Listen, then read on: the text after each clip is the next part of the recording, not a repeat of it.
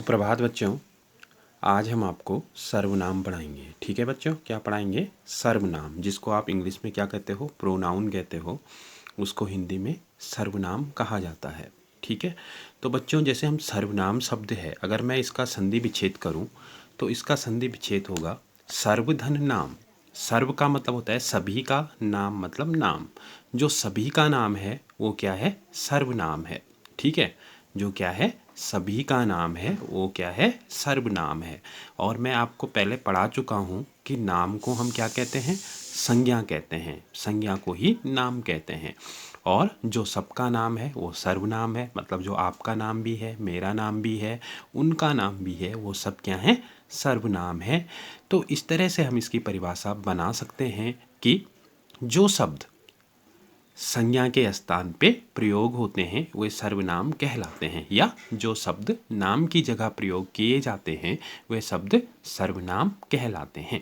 क्या है? जो शब्द नाम की जगह प्रयोग हो रहे हैं या जो शब्द संज्ञा के स्थान पे प्रयोग होते हैं, क्योंकि संज्ञा को ही नाम कहते हैं।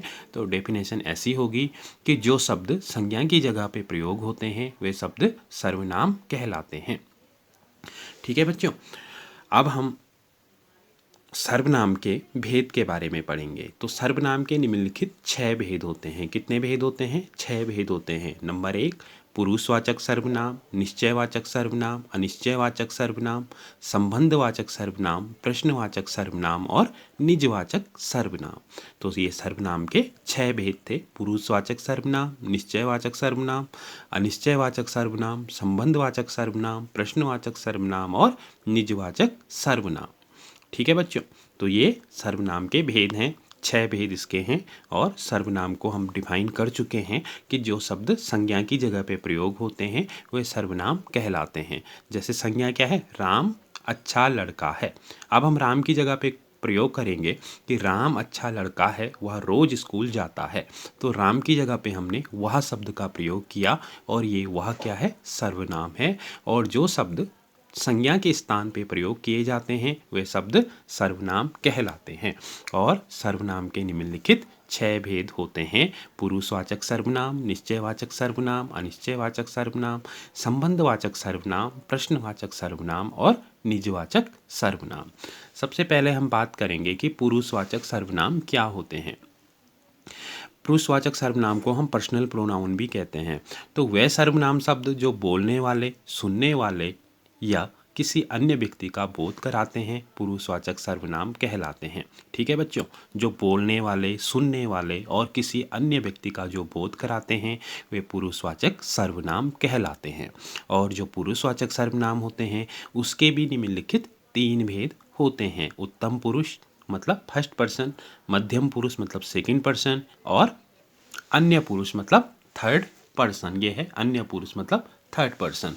तो पुरुषवाचक सर्वनाम के भी निम्नलिखित 3 भेद होते हैं। और इसकी जो डेफिनेशन होगी पुरुषवाचक सर्वनाम की, कि जो जिन सर्वनाम शब्दों का प्रयोग बोलने वाले, सुनने वाले और किसी अन्य के लिए किया जाता है वो पुरुषवाचक सर्वनाम कहलाते हैं। पुरुषवाचक सर्वनाम के 3 भेद होते हैं। नंबर 1, उत्तम पुरुष फर्स्ट पर्सन, मतलब जो बोलने वाला होता है।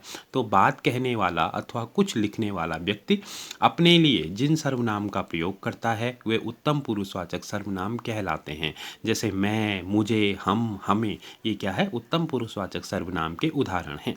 दूसरा आता है बच्चों सेकंड पर्सन या मध्यम पुरुष। तो बात कहने वाला बात सुनने वाले के लिए जिन सर्वनाम शब्दों का प्रयोग करता है उन्हें मध्यम पुरुषवाचक सर्वनाम कहते हैं। जैसे तुम, तुम्हें, तुमको, तुझे, आप, ये आदि क्या है? मध्यम पुरुषवाचक सर्वनाम हैं। अब इसका जो तीसरा भेद है वो है अन्य पुरुषवाचक सर्वनाम, जिसको हम थर्ड पर्सन भी कहते हैं। तो जिसके बारे में बात हो रही है उसके बारे में प्रयोग होने वाले सर्वनामों को अन्य पुरुषवाचक सर्वनाम कहा जाता है। जैसे वह, उसने, उसको, उसे, वे, उन्हें, उनको, उन्होंने। ठीक है बच्चों, तो ये हमने आज आपको सर्वनाम पढ़ाया, सर्वनाम के भेद पढ़ाए और उसमें हमने एक सर्वनाम पुरुषवाचक सर्वनाम को डिफाइन किया। बाकी के सर्वनाम को हम दूसरी जो वीडियो है उसमें हम जो सर्वनाम के दूसरे भेद हैं उनको डिफाइन करेंगे। ठीक है, तब तक के लिए आप लोगों का धन्यवाद।